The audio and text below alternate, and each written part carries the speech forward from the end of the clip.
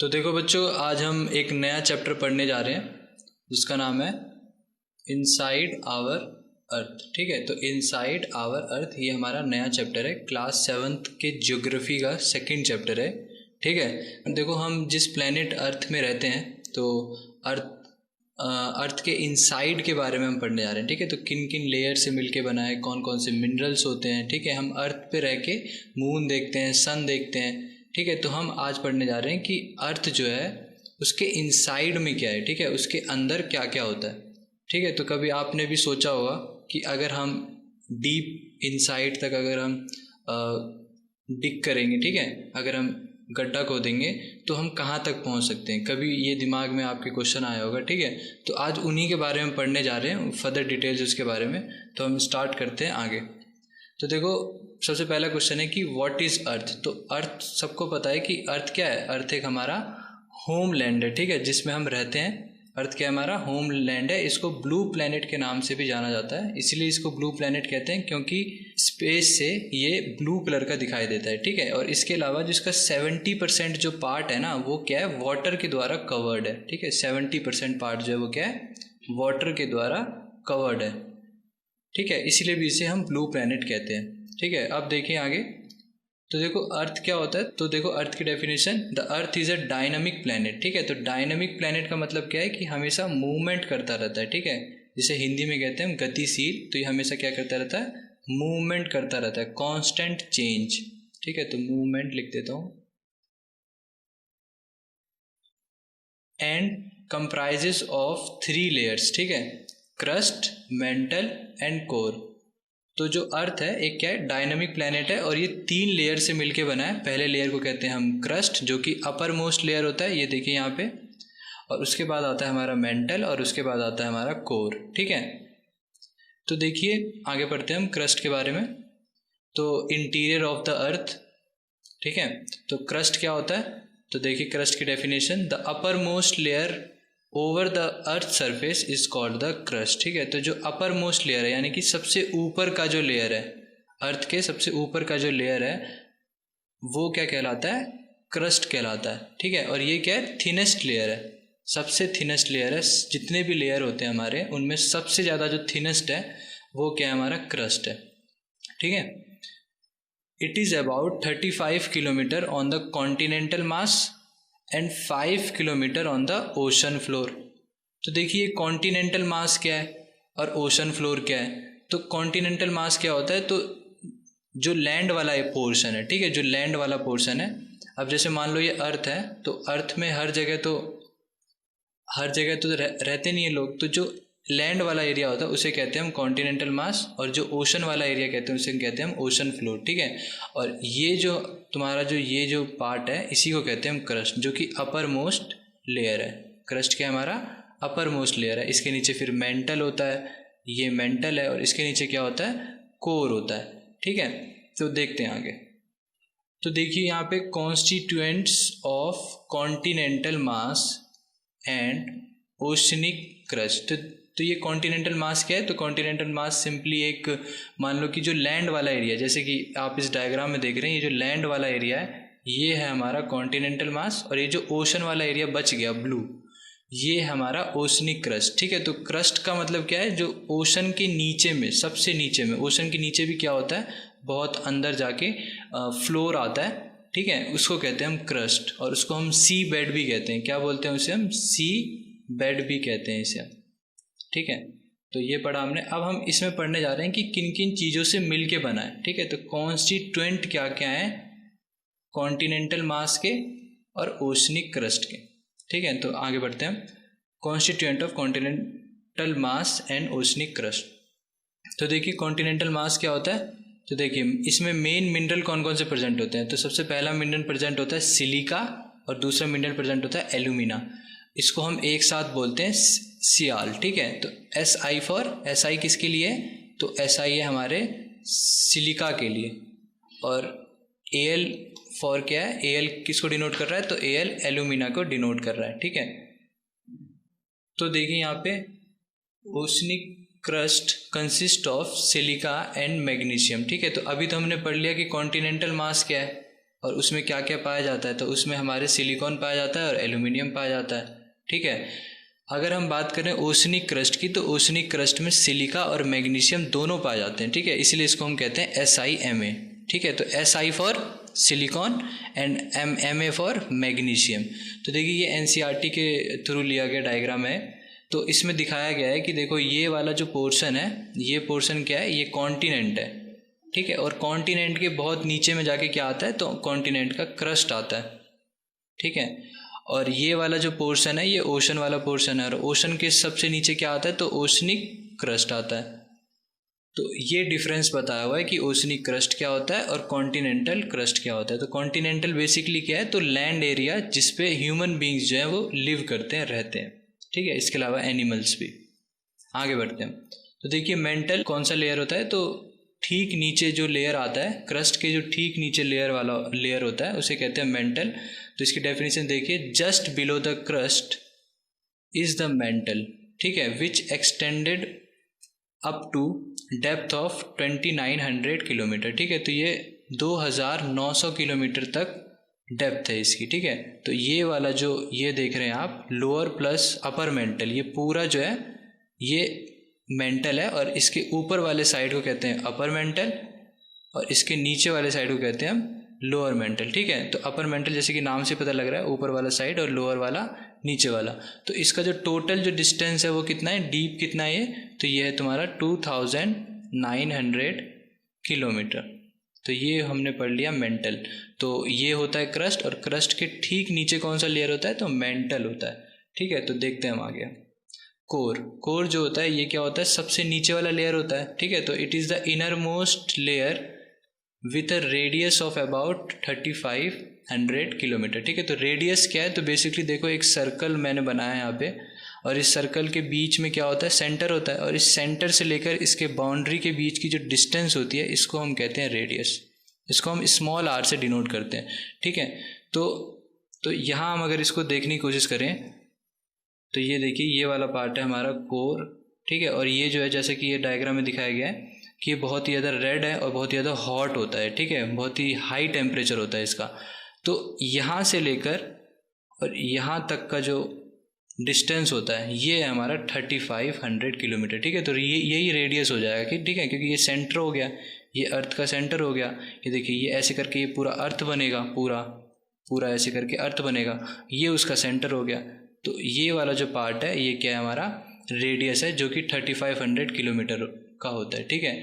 और कोर के बारे में एक और बात पढ़ते हैं हम। इसका जो टेम्परेचर होता है बहुत ही ज़्यादा हाई होता है, high temperature and high pressure, ठीक है। तो टेम्परेचर भी बहुत ज़्यादा होता है, जिसके कारण यहाँ पे मैंने रेड दिखा रखा है, रेडिश कलर में, बहुत ज़्यादा गर्म होता है यहाँ पे। और प्रेशर भी इसका क्या होता है, बहुत ही ज़्यादा हाई होता है। चलो देखें आगे। तो अब देखो ये किन किन चीज़ों से मिलके बना हुआ है, तो ये निकेल से मिलके बना हुआ है और आयरन से, ठीक है। ये सारे क्या है, हमारे एलिमेंट्स हैं, ठीक है। तो इसीलिए हम इनको कहते हैं NiFe, ठीक है। Ni फॉर निकल एंड Fe फॉर फेरस। देखो फेरस जो होता है वो आयरन का केमिकल सिंबल है, ठीक है, ठीक है। केमिकल सिंबल क्या है, तो Fe है, Fe क्या है, केमिकल सिंबल है, और फेरस जो है आयरन का ही नाम होता है, ठीक है। तो इसीलिए यहाँ पे NiFe लिखा हुआ है। तो कंफ्यूज नहीं होना कि यहाँ आयरन की जगह यहाँ Fe लिख दिया। तो ये Fe फॉर फेरस होता है, जो कि आयरन का ही एक दूसरा नाम है, ठीक है। तो इसके बाद हम आगे बढ़ते हैं, रॉक्स एंड मिनरल्स, ठीक है। तो रॉक्स और मिनरल्स के बारे में, जैसा कि आपको पता है कि जो हमारा क्रस्ट होता है वो रॉक से मिलके बना हुआ है, डिफरेंट रॉक से मिलके बना हुआ है, और बहुत सारे मिनरल से मिलके बना हुआ है, ठीक है। तो उन्हीं के बारे में फर्दर पढ़ने जा रहे हैं। तो देखते हैं क्या होता है, रॉक्स क्या होता है। तो देखिए rocks, the earth crust made up of various rock, ठीक है। अर्थ का जो क्रस्ट है वो बहुत सारे रॉक से मिलके बना हुआ है, ठीक है। तो देखिए रॉक की definition, any natural mass of mineral matter that makes up the earth crust is called rock, ठीक है। तो जो हमारा जो क्रस्ट है उसमें जो मिनरल प्रेजेंट होते हैं, ठीक है, वो मिलके क्या बनाते हैं, वो मिलके हमारा पूरा क्रस्ट बनाता है, ठीक है, जिसे हम कहते हैं रॉक, ठीक है। नेचुरल मास का मतलब क्या है, नेचुरल मास का मतलब है कि उसका जो नेचुरली जो मास प्रेजेंट है, उस मिनरल का जो नेचुरली मास प्रेजेंट है वो हो गया हमारा नेचुरल मास, ठीक है। तो any natural mass of mineral matter that makes of the earth crust is called the rock, ठीक है। तो मिनरल से मिलके क्या बना है, अर्थ का क्रस्ट बना है, ठीक है, जिसे हम रॉक कह रहे हैं। यहाँ पे आगे देखते हैं। तो देखिए रॉक जो है वो डिफरेंट कलर, डिफरेंट साइज़ और डिफरेंट टेक्सचर के होते हैं, ठीक है। अलग अलग कलर होते हैं रॉक के, अलग अलग साइज़ होते हैं, अलग अलग टेक्सचर होते हैं, ठीक है। तो देखिए इसी के बेसिस पे 3 मेजर कैटेगरी में डिवाइड कर रखा है रॉक्स को, ठीक है। तो पहला है हमारा इग्नियस रॉक, दूसरा है हमारा सेडिमेंट्री रॉक और तीसरा है हमारा मेटामॉर्फिक रॉक, ठीक है। तो इनके बारे में हम पढ़ेंगे अब। इग्नियस रॉक क्या होता है, सेडिमेंट्री रॉक क्या होता है, मेटामॉर्फिक रॉक क्या होता है, ठीक है। आगे बढ़ने से पहले हम पहले देख लेते हैं कि वॉल्केनो, अब मान लिया हमने, देखो ये ऐसा हो गया वॉल्केनो हमारा, ठीक है। तो इस वॉल्केनो के डीप इनसाइड क्या प्रेजेंट होता है, मैग्मा प्रेजेंट होता है, जो कि बाहर आता है इस रॉक्स, इस वॉल्केनो से, ठीक है, जो कि बाहर आता है। तो जो अंदर प्रेजेंट होता है तो इसे हम कहते हैं मैग्मा, ठीक है, इसे कहते हैं हम मैग्मा, जब ये डीप इनसाइड प्रेजेंट होता है। और जैसे ही बाहर आता है तो इसे हम कहते हैं लावा। तो ये डिफरेंस आपको पता होना चाहिए, लावा और मैग्मा के बीच में जो डिफरेंस होता है, ठीक है। तो अब हम बढ़ते हैं इग्नियस रॉक। तो जैसा कि मैंने बताया कि जो वो मैग्मा होता है वो जैसे ही बाहर आता है वॉल्केनो के तो क्या हो जाता है, कूल हो जाता है, वो ठंडा हो जाता है, ठीक है। तो when the molten magma cools it becomes solid, और वो कूल होके ठंडा होके क्या बन जाता है, सॉलिड बन जाता है बाहर आके, ठीक है। अंदर का टेम्परेचर तो बहुत ज़्यादा हाई है लेकिन बाहर तो उतना टेम्परेचर है नहीं, तो जिस कारण से क्या होता है, वो जो मैग्मा होता है वो सॉलिड बन जाता है। Rocks thus formed are called igneous rock, ठीक है। तब जो रॉक फॉर्म्ड होता है उस सॉलिड से, उसे हम कहते हैं इग्नियस रॉक, ठीक है। Igneous rock are called primary rock. अब क्योंकि सबसे पहला जो रॉक बना वो इग्नियस रॉक बना मैग्मा के थ्रू, ठीक है, कूल होके, तो इसीलिए हम इसे प्राइमरी रॉक भी कहते हैं, ठीक है, प्राथमिक। अब इग्नियस रॉक के भी 2 टाइप होते हैं।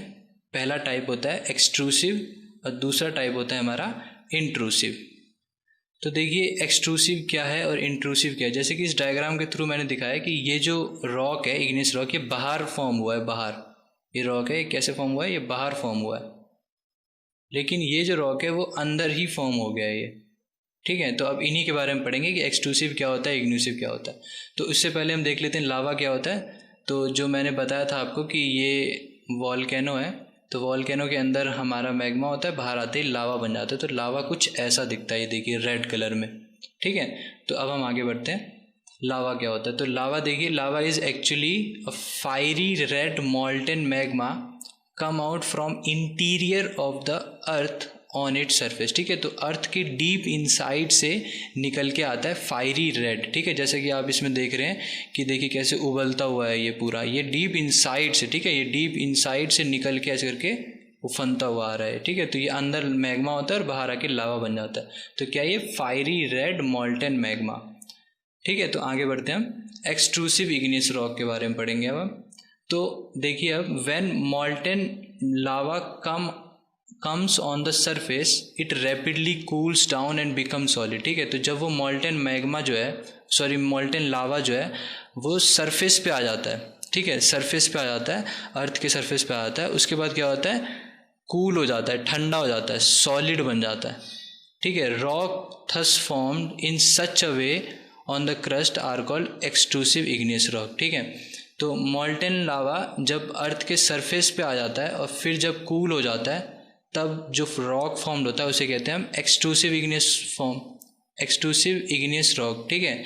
अगर यही रॉक, यही मॉल्टेन मैग्मा अगर अंदर में कूल हो जाएगा तो उसे बोलेंगे हम इंट्रूसिव इग्नियस रॉक, ठीक है। तो अभी इसके एग्जाम्पल देख लेते हैं। तो देखिए एग्जाम्पल इसका बेसाल्ट देखिए कुछ ऐसा दिखता है।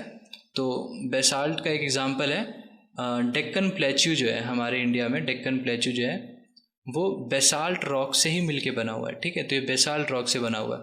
आगे बढ़ते हैं इंट्रूसिव इग्नियस रॉक, ठीक है। तो जैसा कि मैंने बताया कि वही मॉल्टेन लावा अगर वॉल्केनो के अंदर में ही अगर कूल हो जाता है तो जो सॉलिड रॉक फॉर्म होता है तब हम उसे कहते हैं इंट्रूसिव इग्नियस रॉक, ठीक है। तो इसकी डेफिनेशन देख लेते हैं। Sometime the molten magma cool deep inside the earth's crust, ठीक है। तो अर्थ के डीप इनसाइड में क्या हो जाता है, कूल हो जाता है, ठीक है। अगर बाहर कूल होगा तो एक्सट्रूसिव बनाएगा, अगर अंदर कूल होगा तो इंट्रूसिव बनाएगा, ठीक है। तो solid rock such form are called intrusive igneous rock, ठीक है। तो अब हम आगे बढ़ते हैं। देखिए इसका एग्जाम्पल है हमारा ग्रेनाइट, ठीक है। तो ग्रेनाइट जो है इसका एग्जाम्पल है इंट्रूसिव इग्नियस रॉक का। तो आपसे स्कूल में एग्ज़ाम में क्वेश्चन पूछ सकते हैं कि what are the examples of intrusive igneous rock and what are the example of extrusive igneous rock. इसके अलावा इनकी डेफिनेशंस भी पूछ सकते हैं, ठीक है। तो ग्रेनाइट जो है इसका एग्जाम्पल है। अब देखिए टाइप्स ऑफ रॉक, ठीक है। तो टाइप्स ऑफ रॉक ही हम इतनी देर से पढ़ रहे थे, हम दोबारा से एक बार देख लेते हैं। तो हमने इग्नियस रॉक पढ़ लिया, ठीक है। तो जब मैग्मा जो है वो बाहर आके कूल डाउन हो जाता है तब जो रॉक फॉर्म होता है इग्नियस रॉक कहलाता है, ठीक है। अब देखिए इन्हीं के दो कैटेगरी हैं, extrusive igneous rock and intrusive igneous rock, ठीक है। तो ये इग्नियस रॉक की ही दो कैटेगरी हैं। इसके अलावा देखिए आगे सेडिमेंट्री रॉक, देखिए सेडिमेंट्री रॉक के बारे में पढ़ेंगे। इसके अलावा फिर देखिए मेटामॉर्फिक रॉक के बारे में हम पढ़ेंगे, ठीक है। तो देखिए सेडिमेंट्री रॉक्स क्या होते हैं, तो जैसा कि मैंने आपको बताया कि जब मैग्मा जो है बाहर आके कूल डाउन हो जाता है तब जो रॉक फॉर्म होता है उसे हम कहते हैं इग्नियस रॉक। अब यही दोनों रॉक यही जो रॉक हैं वो आपस में टकरा के छोटे छोटे टुकड़ों में टूट जाते हैं, ठीक है, ठीक है। तब क्या बनते हैं, तो तब बनते हैं हमारे सेडिमेंट्स, इसको कहते हैं हम सेडिमेंट्स। और यही सेडिमेंट्स जो हैं विंड के थ्रू, वाटर के थ्रू एक जगह इकट्ठा हो जाते हैं, तब जो रॉक फॉर्म्ड होता है उसे कहते हैं हम सेडिमेंट्री रॉक। तो अब इसे हम डेफिनेशन के थ्रू पढ़ते हैं। रॉक्स रोल डाउन, ठीक है, रोल करते हैं एंड और हिट करते हैं एक दूसरे को और break into small fragments and these similar smaller particles are called sediment, ठीक है। तो जब ये रोल करते हैं और एक दूसरे को हिट करते हैं इग्नियस रॉक, तब जो छोटे छोटे फ्रेगमेंट्स में डिवाइड हो जाते हैं उन फ्रेगमेंट्स को हम क्या बोलते हैं, तो उन फ्रेगमेंट्स को हम सेडिमेंट्स कहते हैं। अब देखते हैं आगे। These sediments are transported and deposited by wind, water, etc, ठीक है। अब ये जो छोटे छोटे सेडिमेंट्स हैं वो विंड के थ्रू, वाटर के थ्रू क्या होते हैं, तो ट्रांसपोर्टेड होते हैं और एक जगह जाके डिपोजिट हो जाते हैं, ठीक है। एक जगह जाके क्या होते हैं, डिपोजिट हो जाते हैं। These loose sediments are compressed and hardened to form layers of rock, ठीक है। अब ये जो सेडिमेंट्स होते हैं वो कंप्रेस होके, ठीक है, हार्ड बन जाते हैं और लेयर्स ऑफ रॉक बना देते हैं और इन्हीं लेयर्स ऑफ रॉक को हम कहते हैं सेडिमेंट्री रॉक। तो हमने बेसिकली क्या देखा, मैग्मा के थ्रू क्या बना, इग्नियस रॉक बना, इग्नियस रॉक से क्या बना, तो इग्नियस रॉक से सेडिमेंट्री रॉक बन गया, ठीक है। तो अब देखते हैं आगे हम। इसका एग्जाम्पल है सैंडस्टोन, ठीक है, जैसे कि इस फिगर में दिखाया हुआ है, ये सैंडस्टोन इसका एग्जाम्पल होता है। अब ये देखिए जो हमारा जो रेड फोर्ट है ये किससे बना हुआ है, तो ये रेड सैंडस्टोन से बना हुआ है। किससे बना हुआ है, तो रेड सैंडस्टोन से बना हुआ है, ठीक है। तो अब हम आगे देखते हैं ये किससे बना हुआ है, तो रेड सैंडस्टोन से बना हुआ है। मेटामॉर्फिक रॉक, ठीक है। तो मेटामॉर्फिक रॉक क्या होता है, तो igneous and sedimentary rocks can be changed into metamorphic rock under high heat and pressure, ठीक है। तो अगर हमने इग्नियस पढ़ा, हमने सेडिमेंट्री पढ़ा, तो इन्हीं इग्नियस रॉक और सेडिमेंट्री रॉक्स को अगर हम ज़्यादा हीट और प्रेशर देंगे, ठीक है, ज़्यादा हीट और प्रेशर देंगे तो वो किस में चेंज हो जाएगा, तो वो मेटामॉर्फिक में चेंज हो जाएगा, ठीक है। तो देखते हैं इसके एग्जाम्पल हम। तो देखिए ये एग्जाम्पल है लाइमस्टोन जो है वो किस में चेंज हो गया, तो लाइमस्टोन जो है हमारा मार्बल में चेंज हो गया, ठीक है। तो लाइमस्टोन किस टाइप का रॉक है, तो लाइमस्टोन एक सेडिमेंट्री रॉक है। तो इसमें कन्फ्यूजन नहीं होना, तो सेडिमेंट्री रॉक को हमने क्या करा, हाई हीट एंड प्रेशर दिया, तो ये किस में चेंज हो गया, तो ये मार्बल में चेंज हो गया। और ये मार्बल कौन सा रॉक है, तो मार्बल जो है हमारा मेटामॉर्फिक रॉक है, ठीक है।